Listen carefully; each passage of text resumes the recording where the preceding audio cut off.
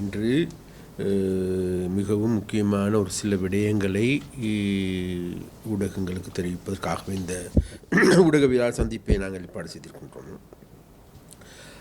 அதில் விசேடமாக இன்றைக்கு எங்களுக்கு எல்லோருக்கும் தெரியும், இன்றைக்கு முழு நாட்டையும் பீடிக்கப்பட்டிருக்கின்ற போதைப்பொருள் பிரச்சனை என்பது மக்களுடைய ஒரு பூதகரமான பிரச்சனையாக மாறியிருக்கின்றது. அப்போ அந்த பூதகரமான பிரச்சனையாக மாறியதன் காரணமாக நிச்சயமாக இதிலிருந்து நாட்டு மக்களை மீட்டெடுக்க வேண்டிய தேவை எங்களுடைய அரசாங்கத்துக்கு இருக்கின்றது. அதனால் எங்களுடைய அரசாங்கம் ஆட்சிப்பீடத்துக்கு வருகின்ற போதே நாட்டு மக்களுக்கு நாங்கள் அளித்த வாக்குறுதிகள் ஒன்று தான் விஷயமாக கூடிய சீக்கிரத்தில் இந்த நாட்டில் இந்த போதைப்பொருள் பிசாசிடமிருந்து இந்த நாட்டை மீட்டெடுக்க வேண்டும், எங்களுடைய பிள்ளைகளை மீட்டெடுக்க வேண்டும் என்கின்ற கோரிக்கையை நாங்கள் முன்வைத்திருக்கின்றோம். அதன் போது நாங்கள் விஷயமாக அதை எங்களுடைய கொள்கை பிரகடனத்தின் மூலமாகவும் நாங்கள் நாட்டு மக்களுக்கு தெரியப்படுத்தியிருந்தோம். அப்போ அந்த வகையில் இன்றைக்கு நாடு தழுவிய ரீதியாக இவ்வாறான நடவடிக்கைகள் முன்னெடுக்கப்படுகின்ற போது இன்றைக்கு கடந்த காலங்களில் இந்த போதைப்பொருள் துறையில் கொடிகட்டி பறந்த ராஜாக்கள் அனைவருமே இன்றைக்கு சிறைச்சாலையை நோக்கி நகர்ந்து கொண்டிருக்கின்ற போது, அதே போது கடந்த காலங்களில் பல்வேறு குற்றச்செயல்களில் ஈடுபட்டவர்கள் வெளிநாடுகளுக்கு தப்பியிருந்தார்கள். அவர்கள் மீண்டும் இலங்கைக்கு கொண்டு வருகின்ற போது, அது மாத்திரமல்ல, எங்களுடைய நீதிமன்றத்தின் உள்ளே சென்று நீதிமன்றத்தில் குற்றவாளியாக காணப்பட்டவர்கள் மீது துப்பாக்கி சூடு நடாத்தி அவர்களை கொல்லப்பட்டது. அவர்கள் இன்றைக்கு கொல்லப்பட்டதன் பிறகு இன்றைக்கு கடந்த ஒரு வருடமாக மறைந்திருந்தவர்களும் கூட இன்றைக்கு நேபாளத்தில் வைத்து நேற்று கைது செய்யப்படுகின்றார்கள். அதே போன்று இந்த நாட்டின் போதைப் பொருள் வியாபாரத்தில் கொடிகட்டி பறக்கின்ற 150% போதைப் பொருளின் உரிமையாளர்களான அனைவரும் கடந்த காலங்களில் இந்தோனேசியாவில் வச்சு கைது செய்யப்பட்டது. அப்போ இவ்வாறான கைதுகள் என்பது இதுநாள் வரைக்கும் இல்லாத ஒன்று. அப்போ இவ்வாறான கைதுகள் செய்யப்படுகின்ற பொழுது, அவ்வாறு அன்றைய கடந்த காலங்களில் அங்கங்கு துப்பாக்கி சூடுகள் இடம்பெறுகின்ற பொழுது, அல்லது போதைப்பொருள் வியாபாரிகள் தாங்களுக்கிடையிலேயே போட்டி போட்டுக்கொண்டு சுட்டு கொள்ளுகின்ற பொழுது, இங்கே இருக்கின்ற எல்லா கட்சிகளும் எதிர்கட்சிகளும் எல்லாருமே சேர்ந்து சொன்னார்கள், இதோ அரசாங்கத்தால் கட்டுப்படுத்த முடியவில்லை, அரசாங்கத்துக்கு எந்த விதமான வேலை திட்டம் இல்லை என்று கூறினார்கள். அது மாத்திரமல்ல, இதோ சாரா செவ்வந்தி காணாமல் போய்விட்டார்கள், அவர்களை பிடிக்க வக்கில்லாத அரசாங்கம் என்று கூறினார்கள். அது மாத்திரமல்ல, இவ்வாறான பல்வேறு குற்றச்சாட்டுகளை முன்வைக்கின்ற போது நாங்கள் மிகவும் தெளிவாக எங்களுடைய அரசாங்கம் என்ற வகையில் இந்த நபர்கள் நிச்சயமாக சட்டத்திலிருந்து தப்பிக்க முடியாது என்கின்ற நிலைப்பாட்டிலிருந்து நாங்கள் செயல்பட்டோம்.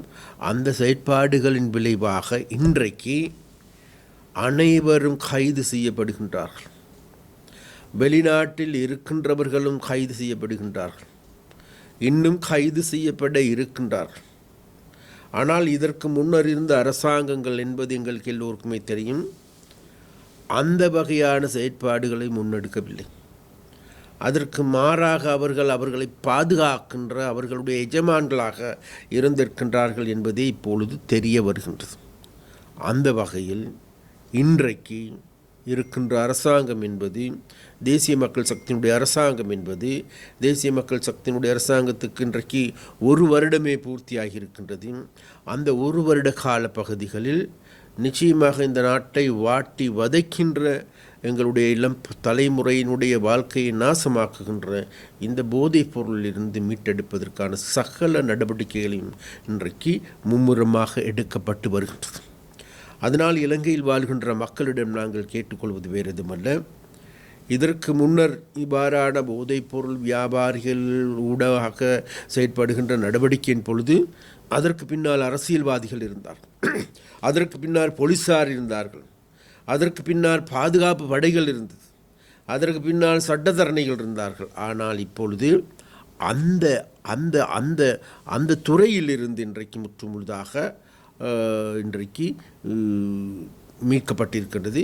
மீட்கப்பட்டதன் காரணமாக இன்றைக்கு இந்த சட்டம் ஒழுங்கு நீதித்துறை அனைத்தும் தாங்களுடைய கடமைகளை செவ்வனே செய்து வருகின்றது. அந்த வகையில் இலங்கையில் வாழுகின்ற மக்கள் கூடிய சீக்கிரத்தில் நிம்மதி பெருமூச்சு விடுகின்ற ஒரு சூழல் ஏற்படும். அதை ஏற்படுத்துவதற்கான அதை நாங்கள் உருவாக்குவோம் என்று இந்த இடத்தில் நாங்கள் உறுதியாக தெரிவித்துக் கொள்கிறோம்.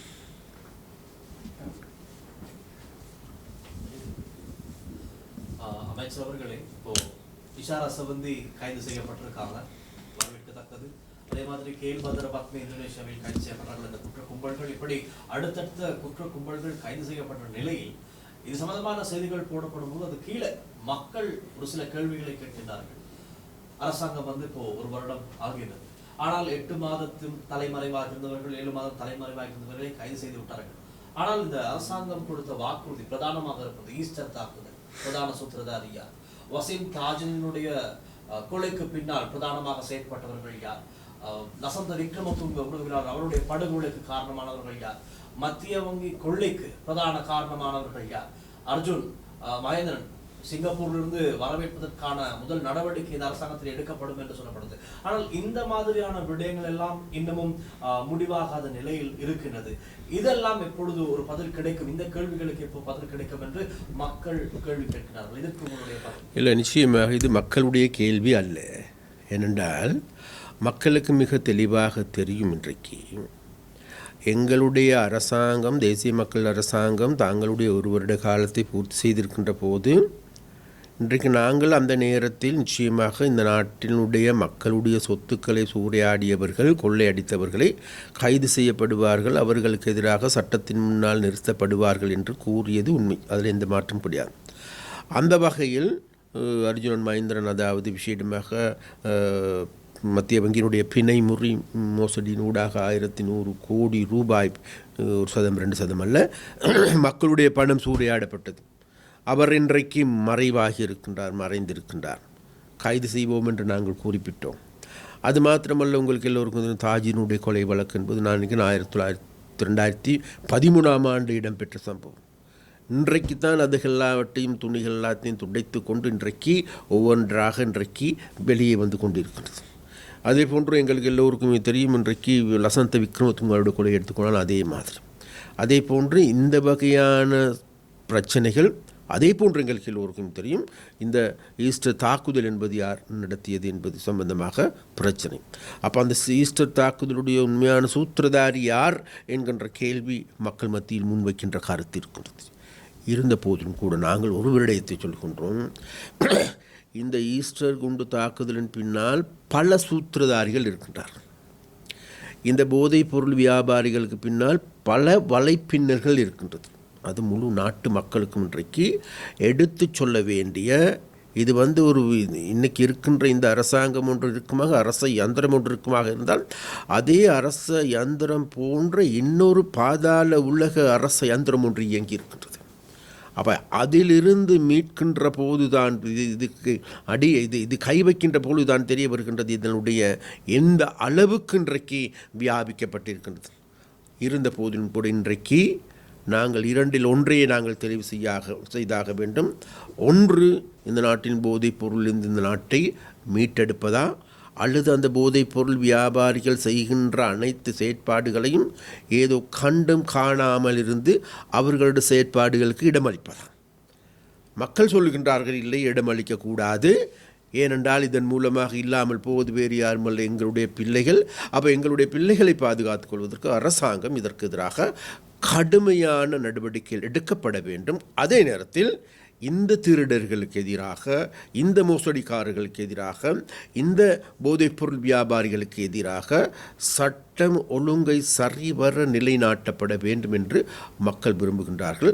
அதற்கு நாங்கள் மக்களிடம் கூறுகின்றோம். நாங்கள் ஒரு வருடமே ஆகின்றது. நிச்சயமாக அந்த பொறியிலிருந்து இந்த நாட்டை மீட்டெடுப்பதற்கான சகல விதமான நடவடிக்கையை நாங்கள் முன்னெடுப்போம் என்கின்ற உறுதிமொழியை நாங்கள் மக்களுக்கு வழங்குகின்றோம்.